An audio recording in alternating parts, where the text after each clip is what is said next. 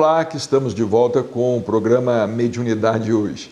E os nossos assessores aqui presentes, enquanto estamos aqui gravando este programa, estão nos pedindo para citar o nome do livro do Dr. Inácio Ferreira, em que ele fala nos três maiores momentos mediúnicos da história. O livro é Amai-vos e Instruí-vos, do Dr. Inácio Ferreira, da editora LEP. Ali ele desenvolve mais o assunto, claro, tem mais tempo e desenvolve com mais calma. Se você desejar, você pode adquirir, claro. Não estamos aqui fazendo propaganda, mas vale a pena ler o livro sobre esses três momentos mediúnicos que ele fala, maiores da história, não é? O Pentecoste e a codificação e o Parnaso de Além-Túmulo com Chico Xavier. Mas nós estávamos encerrando aqui o nosso segundo bloco, falando sobre a sabedoria do mundo espiritual, que isto me encanta e me empolga muito, porque, vejamos bem, interessante também notar que depois que as médiuns participaram da primeira edição de O Livro dos Espíritos, elas saem de cena, principalmente as irmãs Budan.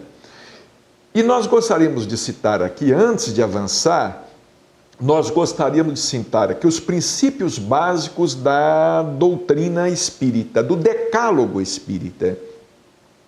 Porque assim como houve um decálogo, né, o chamado os 10 mandamentos, o decálogo divino, não é? Os princípios básicos da doutrina espírita que foram transmitidos pela psicografia indireta, eles constam da primeira edição de O Livro dos Espíritos. Os outros temas desenvolvidos na segunda edição giram todos em torno desse decálogo.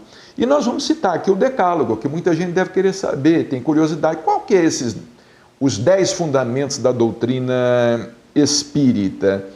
Olha, primeiro, Deus. Segundo, criação. Terceiro, mundo corporal. Quarto, mundo espírita ou dos espíritos. Quinto, encarnação dos espíritos. Sexto, retorno da vida corporal à vida espiritual ou desencarnação. Sétimo, múltiplas encarnações dos espíritos ou reencarnação. Oitavo, emancipação da alma durante a vida corporal, desdobramento, desprendimento, possibilidade da alma deixar o corpo, porque o espírito não está encerrado no corpo, como o pássaro se encontra encerrado numa gaiola. Nono, intervenção dos espíritos no mundo corporal, quer dizer, mediunidade. E décimo, manifestação dos espíritos. São esses os princípios básicos, inamovíveis da doutrina espírita. Bom, após esse fenômeno da psicografia indireta,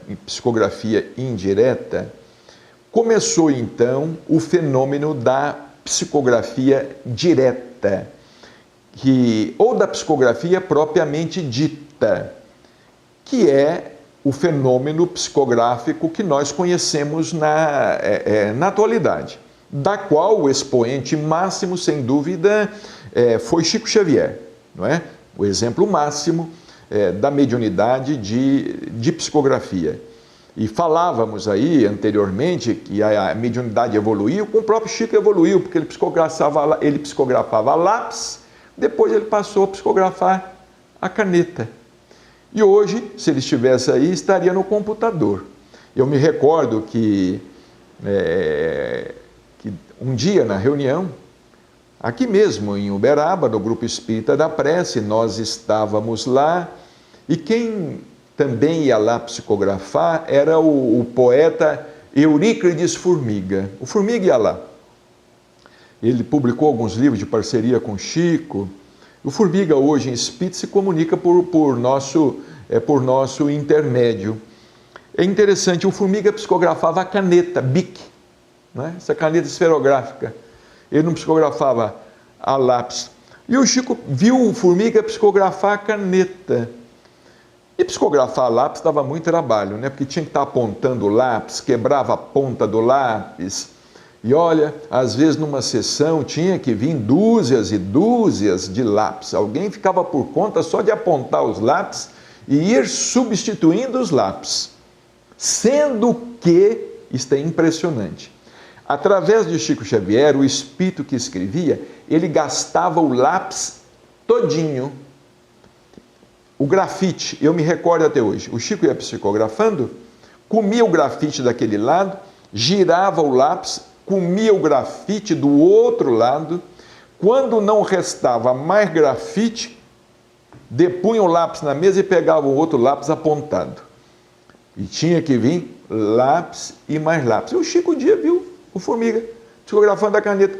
Olha, eu também, interessante, eu vou tentar. Vejamos bem, Chico disse, eu vou tentar psicografar a caneta. E dali em diante, os lápis foram aposentados pelos longos e bons serviços prestados. Eles foram aposentados e Chico começou a psicografar com esferográfica também. Agora, essa mediunidade da psicografia interessante está aqui em O Livro dos Médiuns, não é um livro que nós devemos ter sempre às mãos. Fica difícil entender mediunidade com aqueles que não estudam o Livro dos Médiuns, porque o Livro dos Médiuns tem um capítulo, o capítulo 15º inteirinho, ele é dedicado aos médiuns escreventes ou psicógrafos. E dentre esses médiuns escreventes e psicógrafos, Kardec diz que nós temos os médiuns mecânicos. Eu estou aqui sorrindo porque um dia desses, alguém me perguntou se eu era médium mecânico, não é? E o doutor Inácio estava perto de mim, e o doutor Inácio disse, não, meu filho, fala que você é dentista mesmo. Eu achei muito graça do doutor Inácio Ferreira. Eu não sou médium mecânico, eu sou dentista.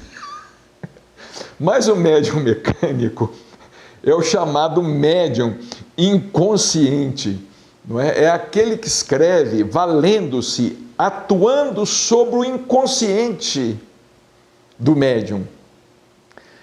É muito interessante a gente ler a respeito da casa mental no livro No Mundo Maior, de André Luiz.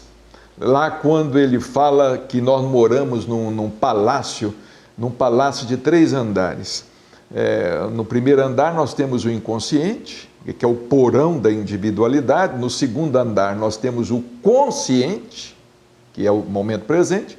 E no terceiro andar nós temos o superconsciente. Dentro de nós, passado, presente e futuro. No nosso próximo programa, iremos falar a respeito dos médiuns psicógrafos propriamente ditos. Essa questão de inconsciente, consciência, intuição, inspiração, etc. Até lá, muita paz.